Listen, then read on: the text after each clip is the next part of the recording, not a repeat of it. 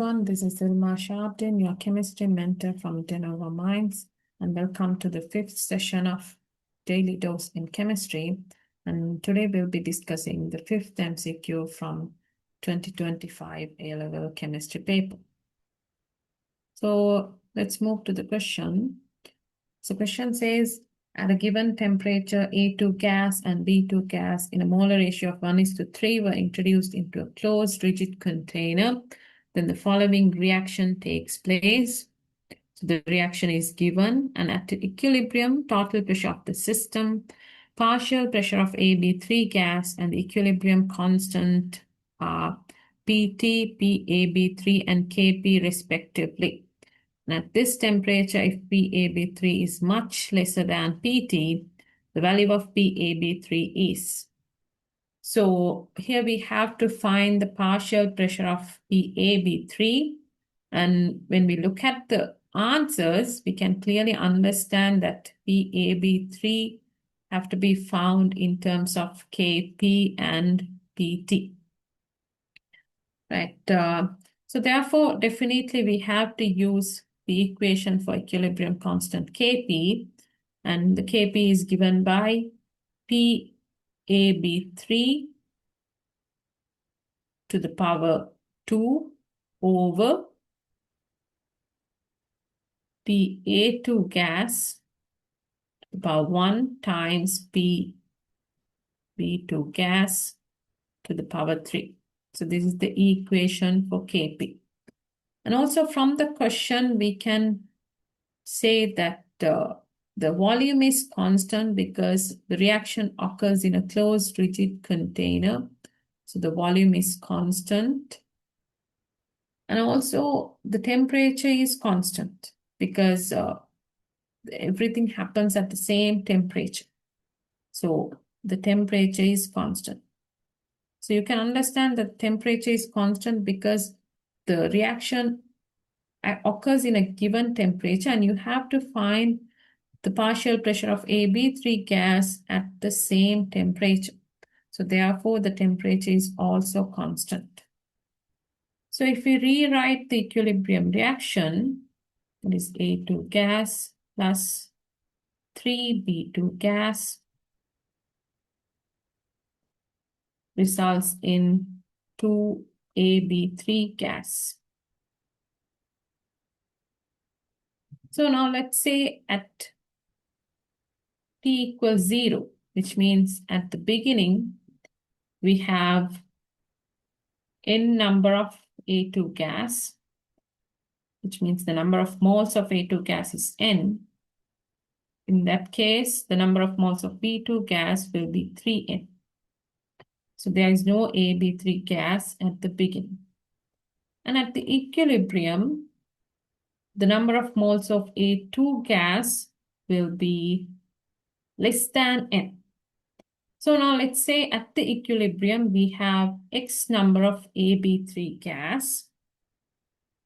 So if X number of AB3 gas is present, in that case, the number of moles of A2 gas used will be half of this because the stoichiometric ratio between A2 gas and AB3 gas is 1:2. Therefore, at the equilibrium, the number of moles of A2 gas will be n minus X over 2. And the number of moles of B2 gas will be 3n minus, it will be 3x over 2. Right. So according to PV equal nRT, we all know that V is constant, T is constant, and R is also constant. Therefore, P is directly proportional to N. So instead of considering the number of moles of each component, we can also consider the partial pressure of each component. So if I rewrite the state of equilibrium in terms of partial pressure, so the partial pressure of AB3 gas is PAB3.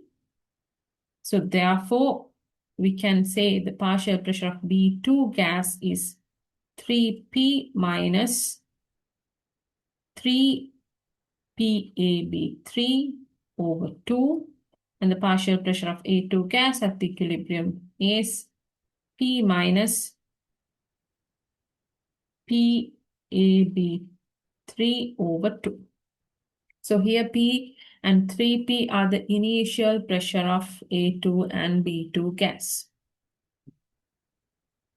So now let's consider the total pressure of the system.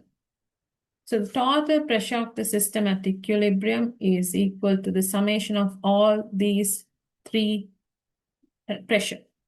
So if we add all these pressure, then you get P minus PaB3 over 2 plus 3P minus 3PaB3 over 2 plus PaB3. So if you simplify, you'll get 4P minus 2PaB3. So if we subject P, you'll get, let's subject 4P, then you will get PT minus, PT plus 2PaB3.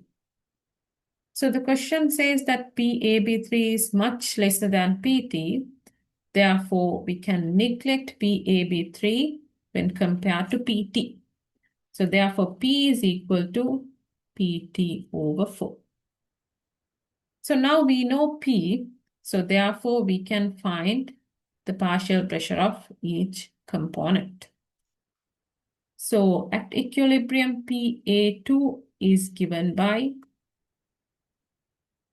P minus PaB3 over 2. So P is equal to PT over 4 minus PaB3 over 2. So here we can neglect PaB3 over 2 since it is much lesser than PT. Therefore, PA2 will be PT over 4. And PB2 is given by 3P minus 3PaB3 over 2. So if we substitute for P, it is P3PT over 4 minus 3PaB3 over 2. So here also we can neglect 3PaB3 over 2. So therefore, PB2 will be 3PT over 4. So now we know the partial pressure of A2 and B2.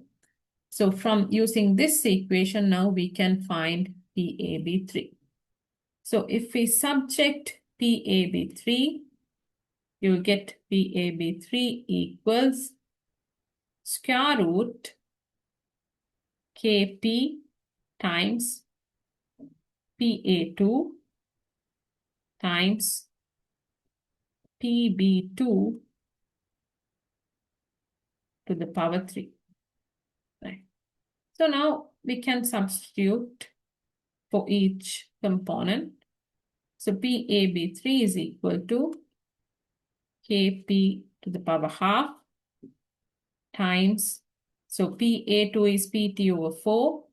So Pt to the power half over 2 because the square root of 4 is 2. So Pb2 is 3Pt over 4. So here we have a cube as well. So 3 to the power 3 over 2. Pt to the power half over, there is a 4 in the denominator. So 4 to the power 3 is 64 and square root of 64 is 8. So therefore, if we simplify this further, sorry, this is Pt to the power 3 over 2. So if we simplify this further, you'll get Kp to the power half, Pt to the power 2, because pt to the power half times pt to the power 3 over 2 is pt to the power 2. Over 2 times 8 is 60. So therefore, second one is the answer. Yeah. No, third one is the answer. Hope you understand the question, and we'll meet with another question on another day. See you and have a nice day.